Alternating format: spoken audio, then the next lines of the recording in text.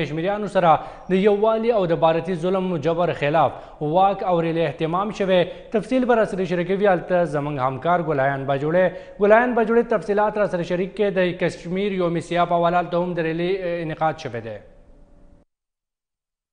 جی بالکل دا وخت د پېښور پریس کلب مخې ته د ډیپټي کمشنر ډاکټر عمران حامد شیخ په مشرۍ کې د سټوډنټان چې دي نو د سیول سوسایټي چې کوم خلک دي د کشمیري خویندو ورونو سره د یووالي دپاره راوتي دي. نن چې په هغو باندې نن سبا کوم ظلم او جبر کېږي د هغه خلاف راوتي دي او هغو ته د حقونو ورکولو لپاره راوتي. دا وخت موږ سره د پېښور ډیپټي کمشنر ډاکټر عمران حامد شیخ صاحب ولاړ دی. هغه نه پوښتنه کوو ښه دا راته ووایي چې تاسو کوم دا نن ریلي راویستله دا کوم واک هم وکړو د دې بنیادي مقصد څه دی؟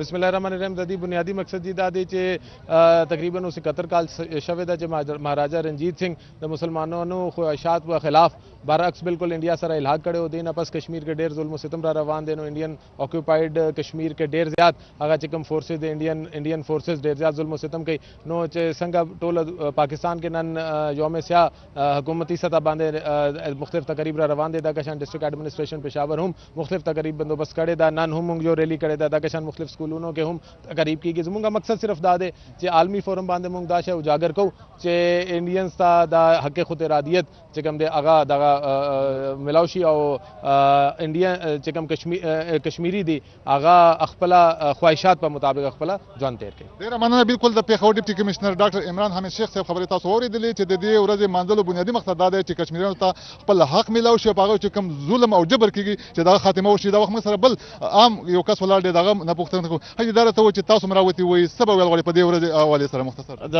ډیپټي کمشنر پېښور هدایت و چې نن څونه سیول سوسایټیان او سټوډنټان دي نوجوانان هغه دې راوځي او پاکستان بلکې په پوره دنیا کې د کشمیر حوالې سره کوم یوم سیاہ مناویږي په دغه کې د عیسی واخلي دي کې موږ هم راوتي یو او په کشمیر کې چې کوم ظلم د ډېر وختونو راسې روان دی د شپېتو کال نه موږ د دغې مذمت کوو او پوره دنیا ته دغه ورکوو چې یاره په دې جدید زمانه کې چې پوره دنیا کې امن دی جمهوریت دی کشمیر ته هم د جمهوریت دغه حق ورکړی شي او هغې چې چا سره شمولیت کول غواړي حق رایده چې کوم د اقوام متحدې کان دغه پاس شوی قرارداد نن شپېته کاله مخکې په هغې د عمل وشي. بالکل د دې ملګري خبره هم تاسو واورېدې چې کشمیریانو ته د حق وخت ورکړي شي. دا وخت مثلا بل میډم ولا هغې نه پوښتنه کوم ښه تاسو به د کشمیر ډے په حوالې سره څه ویل غواړئ؟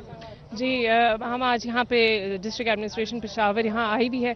हम अपनी इज़हार यकजहती करना चाहते हैं और हम अपना दिल की ख्वाहिश का इजहार करना चाहते हैं कि कश्मीरियों को उनके हुकूक दिए जाएं और कश्मीरियों को ये हक दिया जाए कि वो अच्छी और खूबसूरत ज़िंदगियाँ बसा सकें जैसे वो चाहते हैं. बिल्कुल د میډم خبرې هم تاسو واورېدلې د ډیپټي کمشنر خبرې هم تاسو واورېدلې سټوډنټان چې کوم راغلي هغو خبرې هم تاسو واورېدلې چې کشمیریانو ته د خپل حق ورکړي شي. د هغو چې کوم مزید پاکستان سره شاملېدل غواړي یا د هندوستان سره نو هغه مرضۍ ته دې هم هغې پرېښودلی شي او نور چې په هغه باندې کم جبر او ظلم کېږي د هغه د خاتمه وکړی شي او کشمیریانو ته د خپل حقونه ورکړی شي. جی ډېره مننه ګلایان بجوړې د تفصیلاتو راکول.